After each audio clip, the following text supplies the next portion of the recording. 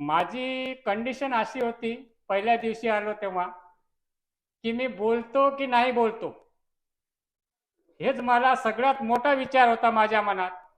पण मला आज आता असं वाटतं की 1000 2000 5000 लोक आहे का आणि समोर 5 लोक आहे का, मला काही फरक पडत नाही आहे.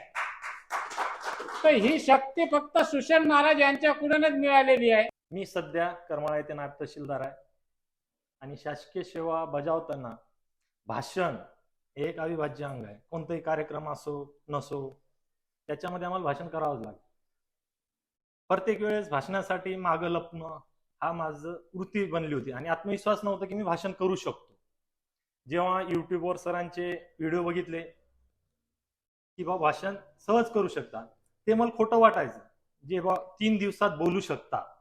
जेव्हा मी आज प्रॅक्टिकली आलो, पहिल्या दिवशी भोजने सर माझा आणि पवार सरांचं बोलण्याची पद्धत आणि आज तिसऱ्या दिवशी बोलण्याची पद्धत याच्यामध्ये जमीन आसमानचा फरक मी स्वतः अनुभवलेला आहे.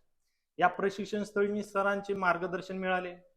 सरांचे मार्गदर्शन फक्त भाषणापुरतेच नव्हते, तर आमच्या भावी जीवनात आम्ही शासकीय सेवेत जेव्हा आम्ही काम करू त्यांचे मार्गदर्शन आम्हाला खूप कामी येणार आहेत.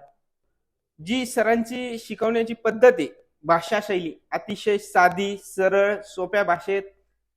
महत्वाचं म्हणजे कोणत्या ठिकाणी भाषण हे किती करायचं, किती लांबवायचं, कुठं कमी करायचं, कुठं जास्त करायचं, कुठे आवाज भाषणात वाढवायचा, कोणत्या ठिकाणी आवाज कमी करायचा.